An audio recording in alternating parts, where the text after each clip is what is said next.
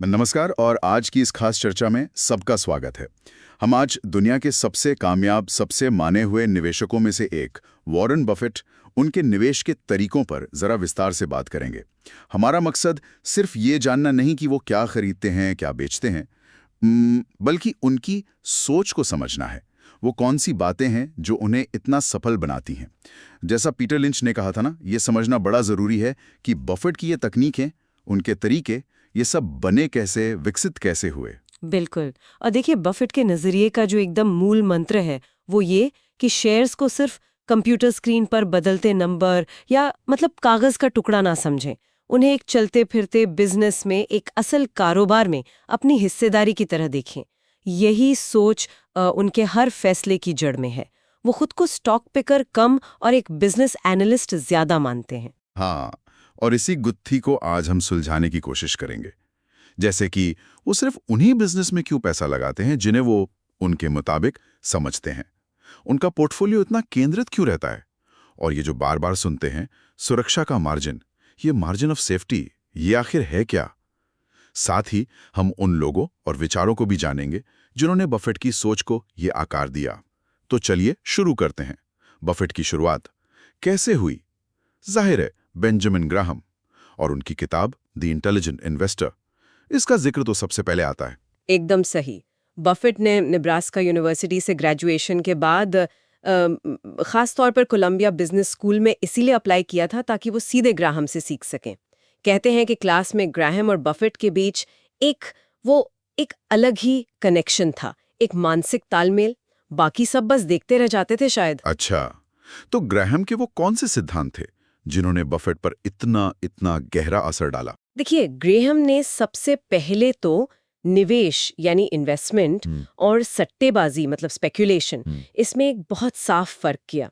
उन्होंने कहा कि निवेश वही है जिसमें आप पूरी गहराई से विश्लेषण करें, मतलब तथ्यों का सावधानी से अध्ययन हो, तर्क हो और जो स्थापित सिद्धांत हैं उनके आधार पर हो। और उनका सबसे बड़ा सिद्धांत जिसने शायद निवेश की दुनिया ही बदल दी, वो था सुरक्षा का मार्जिन। Margin of safety. हाँ, ये बहुत सुना है। आसान शब्दों में मतलब क्या हुआ इसका? आसान शब्दों में कहें तो किसी चीज को उसकी असली कीमत, जिसे हम इंट्रिंसिक वैल्यू कहते हैं, उससे काफी काफी कम दाम पर खरीदना। मान लीजिए किसी कंपनी के शेयर की असली कीमत अंदाजन 100 रुपए है, तो उसे 60 या 70 रुपए में खरीदना। ये जो 30-40 रुपए का अंतर है ना, यही है सुरक्षा का मार्जिन। ये बफर आपको एक तरह से आपकी गलतियों से बचाता है और मुनाफे की संभावना बढ़ाता है ना? हाँ, समझ गया, एक कुशन जैसा। लेकिन ग्राहम ये कम कीमत वाले स्टॉक ढूंढते कैसे थे? उनके तरीके क्या थे कुछ खास? हाँ, उनके दो मुख्य फिल्टर थे जो आज के जमाने में मिलना मुश्किल है शायद। पहला, ऐसी कंपनी ढूंढना जिसकी मार्केट कीमत उसकी नेट वर्किंग कैपिटल के 2/3 से भी कम हो। नेट वर्किंग कैपिटल यानी करंट एसेट्स में से सारी लायबिलिटीज घटा दीजिए, और इसमें फिक्स्ड एसेट्स जैसे फैक्ट्री, मशीनरी को गिनते भी नहीं थे। ये बहुत ही मतलब सख्त पैमाना था। दूसरा तरीका था कम प्राइस टू अर्निंग्स यानी पी रेशो वाले स्टॉक्स पर ध्यान देना। ग्राहम का ये मानना था कि शेयर बाजार अक्सर इंसानी भावनाओं, खासकर डर और लालच की वजह से कंपनियों का गलत मूल्यांकन करता है। जब डर बहुत ज्यादा होता है तो कीमतें असली कीमत से बहुत नीचे चली जाती हैं, और यहीं सुरक्षा का मार्जिन के साथ खरीदने का शानदार मौका बनता है। उन्हें यकीन था कि बाजार देर सवेर सही कीमत पर वापस लौटेगा जरूर। इसे वो कहते थे मीन रिवर्जन। तो ये तो हुआ ग्राहम का गणितीय वैल्यू आधारित नजरिया, सिगार बट इन्वेस्टिंग भी कहते हैं शायद इसे। लेकिन फिर फिलिप फिशर आए और उन्होंने बफेट की सोच में एक अलग रंग भरा। फिशर का जोर क्वालिटी पर ज्यादा था, है ना? हाँ, बिल्कुल। फिशर मानते थे कि सबसे बढ़िया मुनाफा उन कंपनियों में निवेश करने से आता है जिनमें औसत से कहीं ज्यादा ग्रोथ की, बढ़ने की संभावना हो और जिनका मैनेजमेंट एकदम बेहतरीन हो। वो सिर्फ सस्ते शेयर नहीं ढूंढ रहे थे, वो ऐसी ग्रोथ कंपनियां ढूंढ रहे हैं जिन्हें खरीदकर बहुत लंबे समय तक रखा जा सके। वो देखते थे कि कंपनी की बिक्री लगातार बढ़ रही है या नहीं, रिसर्च और डेवलपमेंट पर कितना खर्च हो रहा है, सेल्स टीम कितनी असरदार है, प्रॉफिट मार्जिन स्थिर है या नहीं, ऐसी कई बातें। और फिशर की वो मशहूर क्या कहते हैं, स्कटलबट तकनीक, वो काफी दिलचस्प लगती है। खुसफुस भी दी। हाँ, स्कटूपट। हम्म। ये फिशर का बड़ा अनोखा तरीका था।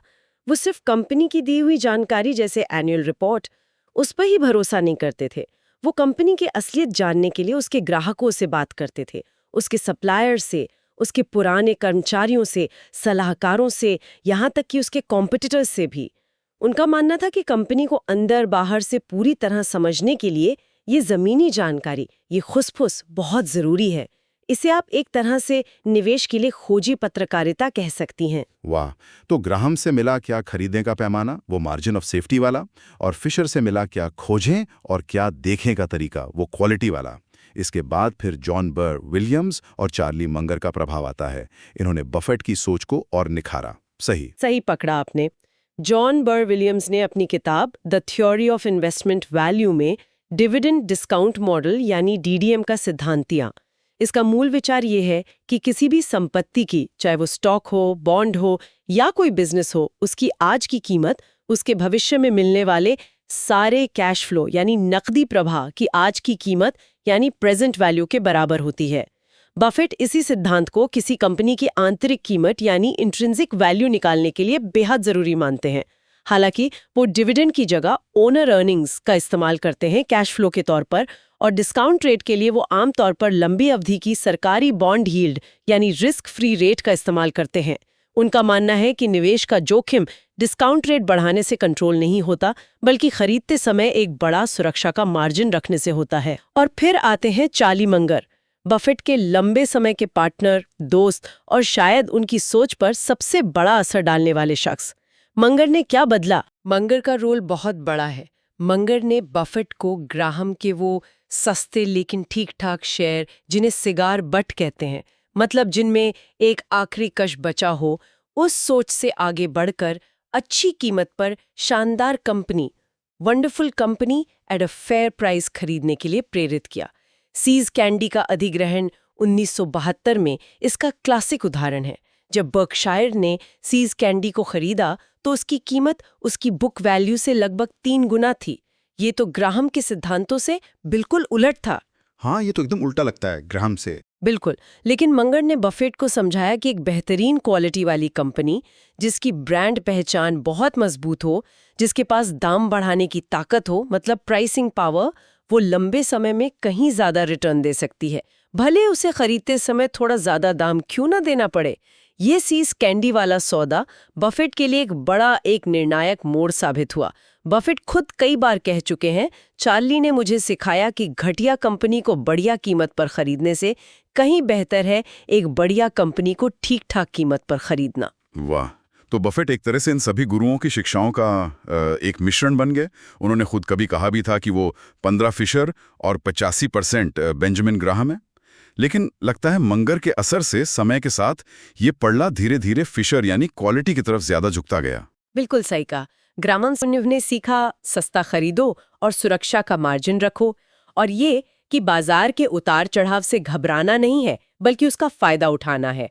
फिशर से उन्होंने बिजनेस की क्वालिटी, मैनेजमेंट की परख और वो स्कटलबट वाली गहरी रिसर्च का महत्व समझा। विलियम्स से वैल्यूएशन का गणितीय आधार मिला, और मंगर से ये समझ मिली कि बेहतरीन कंपनियों को पहचान कर उन्हें बहुत लंबे समय तक होल्ड करने में ही असली दौलत बनती है। बफेट इन चारों की सीख का एक अनूठा संगम है, जिसे उन्होंने अपनी जबरदस्त समझ और दशकों के अनुभव से और बेहतर बनाया है। चलिए, ये तो हुई प्रभावों की बात। अब बफेट के अपने जो निवेश के दिशा निर्देश हैं उन पर आते हैं। सबसे पहले उनके बिजनेस से जुड़े सिद्धांत, जिन्हें वो बिजनेस टेनेट्स कहते हैं। ये दिलचस्प है कि वो खुद को बिजनेस एनालिस्ट कहते हैं, मार्केट फोरकास्टर या मैक्रो इकोनॉमिस्ट नहीं। हाँ, ये बहुत महत्वपूर्ण अंतर है। उनके 3 मुख्य बिजनेस सिद्धांत हैं। पहला, सरल और समझने योग्य व्यवसाय, सिंपल एंड अंडरस्टैंडेबल बिजनेस। वो सिर्फ उन्हीं बिजनेस में पैसा लगाते हैं जिन्हें वो अच्छी तरह समझते हैं। उनका सर्कल ऑफ कॉम्पिटेंस वाला आइडिया। अगर आप ये नहीं समझ सकते कि कंपनी पैसा कैसे कमाती है, उसके सामने क्या चुनौतियां हैं, कंपटीशन कैसा है, तो आप उसके भविष्य का अंदाजा कैसे लगा सकते हैं।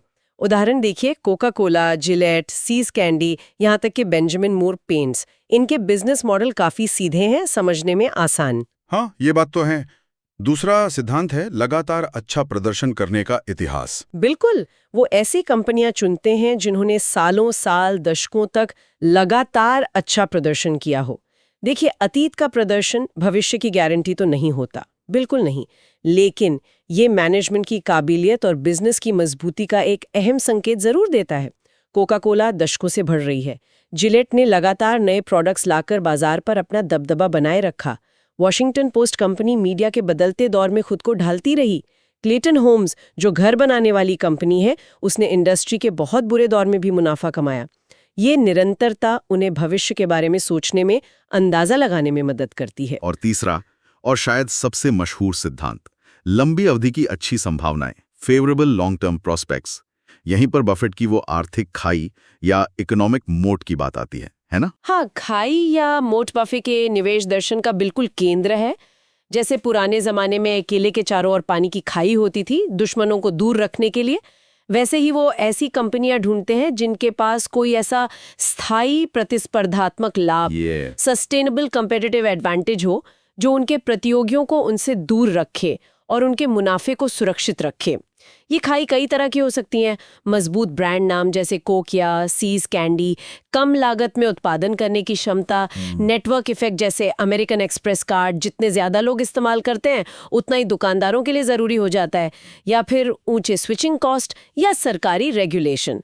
वो ऐसी कंपनियों की तलाश करते हैं जिन्हें वो फ्रेंचाइजी कहते हैं। फ्रेंचाइजी मतलब जैसे मैकडॉनल्ड्स? नहीं, यहाँ फ्रेंचाइजी का मतलब थोड़ा अलग है। फ्रेंचाइजी वो बिजनेस है जिसके उत्पाद या सेवा की जरूरत हो या लोग उसे चाहते हो। दूसरा, जिसका कोई करीबी या सीधा विकल्प ना हो। और तीसरा, जो कीमत रेगुलेशन के अधीन ना हो। ऐसी कंपनियों के पास अपनी कीमत तय करने की आज़ादी होती है, जिसे कहते हैं प्राइसिंग पावर। ये प्राइसिंग पावर महंगाई के असर से बचाने में बहुत मदद करती है। इसीलिए वो आमतौर पर कमोडिटी बिजनेस जैसे स्टील, टेक्सटाइल, एयरलाइन, इनसे बचते हैं, जहां सिर्फ कीमत पर मुकाबला होता है और किसी के पास कोई खास एज नहीं होती। हाँ, लेकिन इसका एक दिलचस्प अपवाद है, जस्टिन इंडस्ट्रीज का मामला, जिसे बर्कशायर ने खरीदा था। वो जूते जस्टिन नोकोना, टोनी लामा और ईटे एक्मे बनाते हैं। ये मूल रूप से तो कमोडिटी हैं, पर अपने मजबूत ब्रांड और क्वालिटी की वजह से उन्होंने एक तरह की फ्रेंचाइजी वैल्यू बना ली थी। अच्छा, ये बहुत दिलचस्प है। तो बिजनेस को समझने के बाद बफेट मैनेजमेंट पर यानी कंपनी चलाने वालों पर बहुत जोर देते हैं। उनके प्रबंधन सिद्धांत यानी मैनेजमेंट टेनेट्स क्या हैं? वो एक अच्छे मैनेजर में क्या देखते हैं? मैनेजमेंट उनके लिए सर्वोपरि है। बिजनेस कितना भी अच्छा हो, अगर मैनेजमेंट ठीक नहीं है तो वो पैसा नहीं लगाएंगे। वो मुख्य रूप से 3 गुण देखते हैं। पहला और सबसे महत्वपूर्ण है तर्कसंगतता, रैशनैलिटी, और ये खासकर पूंजी आवंटन यानी कैपिटल एलोकेशन के मामले में। देखिए, मैनेजमेंट का सबसे जरूरी काम है कंपनी की कमाई का सही इस्तेमाल करना। क्या वो कमाए हुए पैसे को ऐसे प्रोजेक्ट्स में दोबारा लगा रहे जिनसे शेयर धारकों को लंबे समय में सबसे ज्यादा फायदा हो, कम से कम उतना रिटर्न मिले जितना बिजनेस खुद कमा रहा है। या जब बिजनेस में दोबारा लगाने के अच्छे मौके ना हो तो क्या वो पैसा डिविडेंड के रूप में या शेयर बायबैक करके शेयर धारकों को लौटा रहे हैं। बफेट कहते हैं ये मैनेजमेंट का सबसे बड़ा, सबसे असली इम्तिहान है। इसके कुछ उदाहरण अगर सोचें तो कौन से मैनेजमेंट तर्कसंगत थे और कौन नहीं? बिल्कुल, कोका कोला के पूर्व सीईओ रॉबर्टो गोइज़वेटा का उदाहरण वो अक्सर देते हैं, जिन्होंने पूंजी का बेहतरीन आवंटन करके कंपनी की वैल्यू कई गुना बढ़ा दी थी। अमेरिकन एक्सप्रेस के सीईओ हार्विक गोलूब ने भी तर्कसंगतता दिखाई जब उन्होंने पिछले मैनेजमेंट द्वारा खरीदे गए गैर लाभकारी बिजनेस जैसे शेयर्स एंड लेमन को बेच दिया, जबकि पिछले सीईओ रॉबिन्सन उसे बनाए रखने पर अड़े थे। वॉशिंगटन पोस्ट की कैथरीन ग्राहम और बाद में उनके बेटे डॉन ग्राहम ने भी पूंजी आवंटन में समझदारी दिखाई। दूसरी तरफ फ्रूट ऑफ द लूम के पुराने मैनेजमेंट बिल फार्ले के अतार्किक फैसलों ने कंपनी को दिवालियापन के कगार पर पहुंचा दिया था, जिसे बाद में जॉन हॉलैंड ने संभाला। तर्कसंगतता के बाद दूसरा गुण है स्पष्टवादिता, कैंडो। क्या मैनेजमेंट अपने शेयरधारकों से पूरी ईमानदारी और पारदर्शिता से बात करता है? क्या वो सिर्फ अपनी कामयाबियां गिनाते हैं या अपनी गलतियां और बिजनेस की चुनौतियों को भी खुलकर स्वीकार करते हैं? बफेट खुद बर्कशायर हैथवे की सालाना रिपोर्ट्स में इसका बेहतरीन उदाहरण पेश करते हैं। वो अपनी गलतियों, जैसे जनरल रे का अधिग्रहण महंगा पड़ गया था, उसे मानने से कभी हिचकचते नहीं। वो चाहते हैं कि उनके मैनेजर्स भी ऐसे ही हों। और तीसरा है संस्थागत अनिवार्यता का प्रतिरोध, रेजिस्टिंग इंस्टीट्यूशनल इम्पेरेटिव। ये थोड़ा मुश्किल सा लगता है समझने में। इसका क्या मतलब है? इसका मतलब है भेड़चाल से बचना। क्या मैनेजमेंट सिर्फ इसलिए कोई काम कर रहा है क्योंकि इंडस्ट्री में बाकी सब वैसा कर रहे हैं? बिना सोचे समझे विलय या अधिग्रहण करना सिर्फ इसलिए कि कॉम्पिटिटर कर रहे हैं। अपनी सैलरी या कंपनी का साइज बेमतलब बढ़ाना। बफेट ऐसे मैनेजमेंट को पसंद करते हैं जो स्वतंत्र रूप से सोचे और वही करे जो बिजनेस के लिए लंबी अवधि में तर्कसंगत हो, न कि जो सिर्फ चलन में हो या जिससे सीईओ का रुतबा बढ़े। उनकी पुरानी कंपनी नेशनल इंडेमनिटी के जैक रिंगवाल्ड इसका अच्छा उदाहरण थे। जब इंश्योरेंस प्रीमियम बहुत कम होते थे और नुकसान का खतरा ज्यादा, तो वो बीमा बेचना बंद कर देते थे, भले पूरी इंडस्ट्री लगी रहे। क्लेटन होम्स ने भी हाउसिंग बूम के दौरान खराब लोन देने की इंडस्ट्री की प्रथा से खुद को बचाया। ये होता है संस्थागत अनिवार्यता का प्रतिरोध। ये मैनेजमेंट वाले गुण वाकई बहुत गहरे हैं और ऐसा लगता है कि बफेट के लिए नैतिकता और तर्कसंगतता, ये दोनों चीजें हाथ में हाथ डालकर चलती हैं। हाँ बिल्कुल। वो सीईओ के अत्यधिक लालच, बोर्ड ऑफ डायरेक्टर्स की लापरवाही और गुमराह करने वाली अकाउंटिंग प्रैक्टिसेस की कड़ी आलोचना करते रहे। उनका मानना है कि किसी मैनेजर को परखते समय 3 चीजें सबसे जरूरी हैं: ईमानदारी, इंटेलिजेंस और ऊर्जा। और वो कहते हैं कि अगर ईमानदारी नहीं है तो बाकी 2 चीजें, बुद्धिमत्ता और ऊर्जा, आपको बर्बाद कर सकती हैं। वो निवेशकों को सलाह देते हैं कि मैनेजमेंट को परखने के लिए पिछली कई सालों की एनुअल रिपोर्ट्स पढ़ें, देखें कि मैनेजमेंट ने क्या वादे किए थे और नतीजे क्या रहे। उनकी रणनीतियों की तुलना उसी इंडस्ट्री की दूसरी कंपनियों से करें।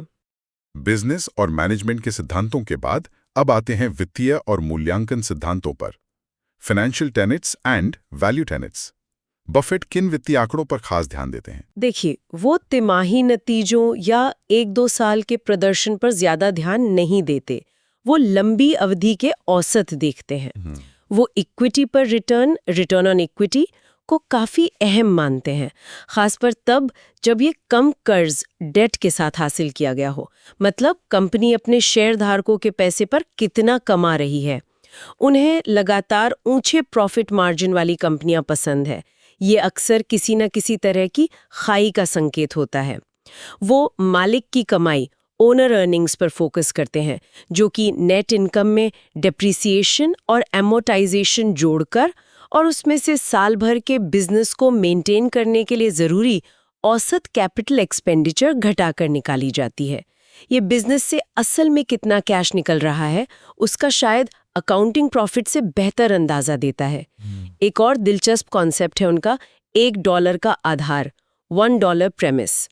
इसका मतलब है कि क्या कंपनी द्वारा बिजनेस में रोका गया हर $1 रिटेन्ड अर्निंग्स कम से कम $1 से कंपनी की मार्केट वैल्यू बढ़ाता है।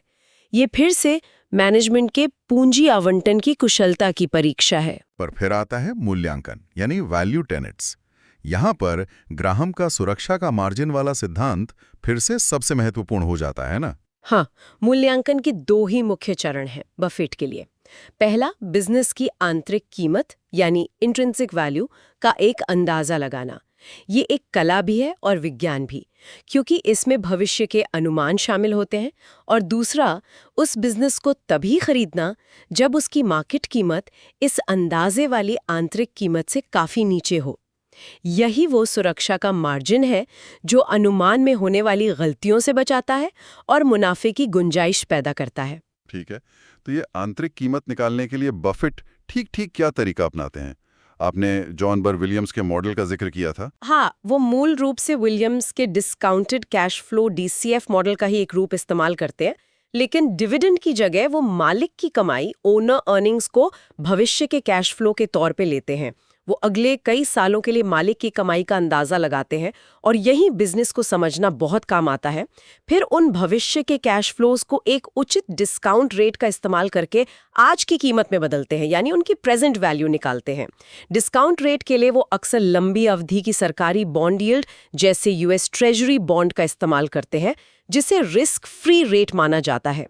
ये सुनने में शायद थोड़ा जटिल लगे, पर इसका मूल आइडिया वही है, भविष्य की कमाई की आज क्या कीमत है और क्योंकि भविष्य का अंदाजा लगाना मुश्किल है, इसीलिए बफेट सिर्फ उन्हीं बिजनेस में निवेश करते हैं जिन्हें वो समझते हैं और जिनके भविष्य का अंदाजा लगाना तुलनात्मक रूप से आसान हो, और फिर भी वो एक बड़ा सुरक्षा मार्जिन चाहते हैं।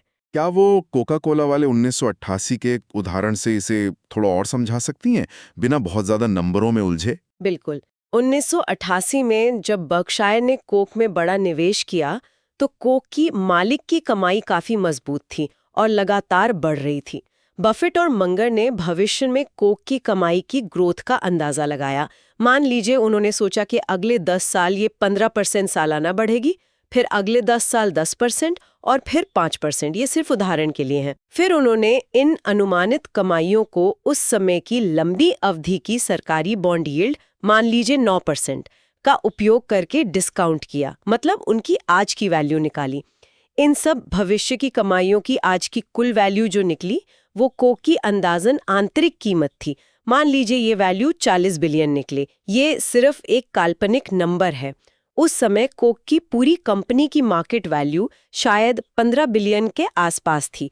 तो आप देख सकते हैं कि अंदाजन कीमत 40 बिलियन और बाजार कीमत 15 बिलियन में कितना बड़ा अंतर था। बफेट ने चाहे ग्रोथ का अनुमान कम भी लगाया होता, जैसे 15% की जगह 12% या 10%, तब भी आंतरिक कीमत मार्केट कीमत से कहीं ज्यादा आ रही थी। इसी बड़े अंतर को सुरक्षा का मार्जिन कहते हैं। आंतरिक कीमत जानने की जरूरत नहीं थी, बस ये जानना काफी था कि वो कीमत आकर्षक रूप से कम है। वाह, ये उदाहरण वाकई समझने में मदद करता है। तो मतलब उन्हें बस ये पता लगाना था कि ये सौदा बहुत अच्छा है, भले ही एकदम सटीक वैल्यू ना पता हो। और ये आकर्षक कीमतें अक्सर बाजार की बड़ी गिरावट के समय या जब किसी अच्छी कंपनी के सामने कोई अस्थायी मुश्किल आ जाती है, तब मिलती हैं। बिल्कुल। महान निवेश के मौके अक्सर तभी मिलते हैं जब शानदार कंपनियां किसी अस्थायी समस्या या बाजार में फैले डर और निराशावाद की वजह से गलत मूल्यांकित हो रही हों, मतलब सस्ते में मिल रही हों। वॉशिंगटन पोस्ट 1973 की बड़ी मंदी में खरीदी गई थी, जब उसका स्टॉक बहुत गिर गया था। लार्सन जूहल, जो पिक्चर फ्रेमिंग सप्लाई की कंपनी है, वो 2001 की मंदी के दौरान खरीदी गई, जब उसका धंधा अस्थायी रूप से मंदा था, पर बफेट को उसकी इंडस्ट्री में मजबूत स्थिति खाई पर भरोसा था। फ्रूट ऑफ द लूम तो दिवालिया होने पर खरीदी गई थी। बफेट में असीम धैर्य है। वो सही मौके का सालों इंतजार कर सकते हैं और जब मौका मिलता है तो बड़ा दांव लगाते हैं। निवेश चुनने के इन सब सिद्धांतों के बाद बफेट का पोर्टफोलियो मैनेजमेंट का तरीका भी काफी अलग है, जिसे फोकस इन्वेस्टिंग कहते हैं। ये क्या है? क्या ये पारंपरिक डाइवर्सिफिकेशन से अलग है? हाँ, फोकस इन्वेस्टिंग का मतलब है डाइवर्सिफिकेशन, यानी विविधीकरण की परंपरागत सोच से बिल्कुल अलग हटना। ज्यादातर फंड मैनेजर या सलाहकार दर्जनों, यहाँ तक कि सैकड़ों कंपनियों में थोड़ा थोड़ा पैसा लगाते हैं ताकि जोखिम फैल जाए। बफेट इसके उलट करते हैं। वो बहुत सारी कंपनियों में थोड़ा थोड़ा पैसा लगाने के बजाय कुछ चुनिंदा, गिनी चुनी, बेहतरीन कंपनियों में, जिन्हें वो बहुत अच्छी तरह समझते हैं, बहुत बड़ा निवेश करते हैं और फिर उन्हें बहुत लंबे समय तक, शायद हमेशा के लिए रखते हैं। उनका मानना है कि बहुत ज़्यादा डाइवर्सिफिकेशन तब ज़रूरी है जब आप नहीं जानते कि आप क्या कर रहे हैं। ये अज्ञानता के खिलाफ एक बचाव है। लेकिन अगर आप कंपनियों को गहराई से समझते हैं तो कुछ बेहतरीन कंपनियों पर अपना निवेश केंद्रित करना असल में जोखिम कम कर सकता है, क्योंकि आप उन कंपनियों पर ज़्यादा ध्यान दे पाते हैं, उन्हें बेहतर समझ पाते हैं। ये तो पारंपरिक सोच के एकदम विपरीत है। और आखिर में एक बहुत अहम पहलू, निवेश में मनोविज्ञान की भूमिका। ये डर और लालच कैसे हावी हो जाते हैं और निवेशक गलतियां कर बैठते हैं। हाँ, ये शायद सबसे मुश्किल हिस्सा है निवेश का। ग्राहम और बफेट दोनों हमेशा से मानते आए हैं कि निवेश में कामयाब होने के लिए बहुत ज्यादा दिमाग, IQ की जरूरत नहीं है, बल्कि सही स्वभाव की जरूरत है। बाजार में डर और लालच की लहरें लगातार चलती रहती हैं। जब सब खरीद रहे होते हैं लालच का दौर, तो लोग बिना सोचे समझे ऊंची कीमतों पर भी खरीदने लगते हैं, ये सोचकर कि कीमतें और ऊपर जाएंगी। और जब बाजार तेजी से गिरता है, डर का दौर, तो लोग घबराकर अच्छी कंपनियों के शेयर भी सबसे निचले स्तर पर बेच देते हैं, नुकसान से बचने के लिए। इन शक्तिशाली भावनाओं पर काबू पाना और तर्कसंगत बने रहना ही सफल निवेशक की सबसे बड़ी पहचान है।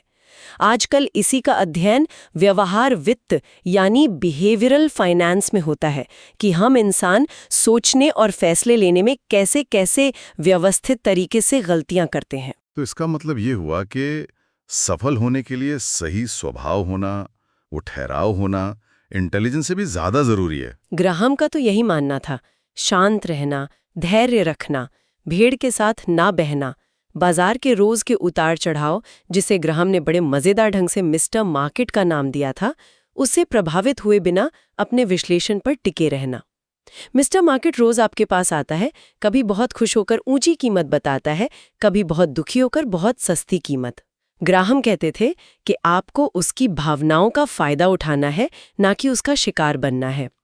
और वॉरेन बफे का वो मशहूर वाक्य तो है ही, जब दूसरे लालची हों तो भयभीत रहो, और जब दूसरे भयभीत हों तो लालची बनो। चार्ली मंगर ने भी इंसानी फैसलों में होने वाली गलतियों के मनोविज्ञान, जिसे वो साइकोलॉजी ऑफ मिस जजमेंट कहते हैं, उस पर बहुत जोर दिया है, ताकि हम अपनी सोच की कमियों को समझ सकें और उनसे बच सकें। तो इस पूरी बातचीत का सार क्या निकलता है? बफेट का तरीका सुनने में तो काफी सीधा साधा लगता है। महान कंपनियों को समझो, ईमानदार और काबिल मैनेजमेंट चुनो, आंतरिक कीमत से कम पर खरीदो, यानी सुरक्षा का मार्जिन रखो, और फिर हमेशा के लिए रखो।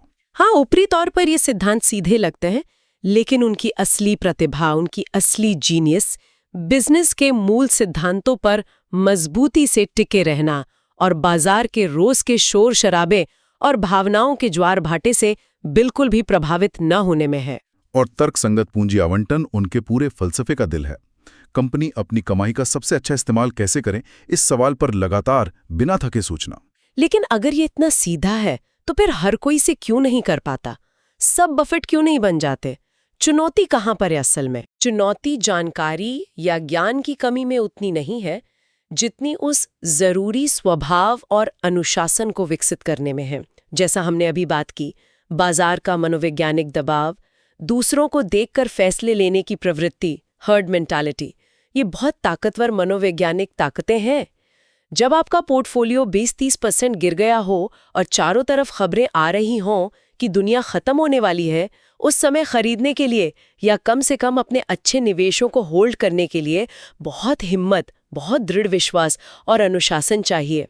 धैर्य रखना शायद सबसे मुश्किल कामों में से एक है आज की तेज रफ्तार दुनिया में। और कहीं ना कहीं बफेट की सफलता इस बात पर भी निर्भर करती है कि बाजार में इतने सारे दूसरे निवेशक लगातार तर्कहीन खेल खेलते रहते हैं, जिससे उनके लिए मौके बनते हैं। अगर सब तर्कसंगत हो जाए तो शायद मौके कम हो जाए। बात तो सोचने वाली है। हमने आज वॉरेन बफेट के निवेश के कई आयामों को समझने की कोशिश की, उनके गुरु, उनके सिद्धांत, उनकी सोच। ये सब जानकर ये सवाल मन में आता है कि क्या सिर्फ उनके इन सिद्धांतों को जान लेना ही काफी है, या फिर कामयाबी के लिए उस खास किस्म की मानसिक दृढ़ता, उस भावनात्मक स्थिरता की जरूरत है, जिसे शायद विकसित करना ही सबसे बड़ी चुनौती है, और जो वॉरेन बफेट को वास्तव में इतना असाधारण बनाती है। इसी सवाल पर विचार करने के लिए आपको छोड़ते हुए आज की चर्चा यहीं समाप्त करते हैं। हमारे साथ जुड़ने के लिए बहुत बहुत धन्यवाद।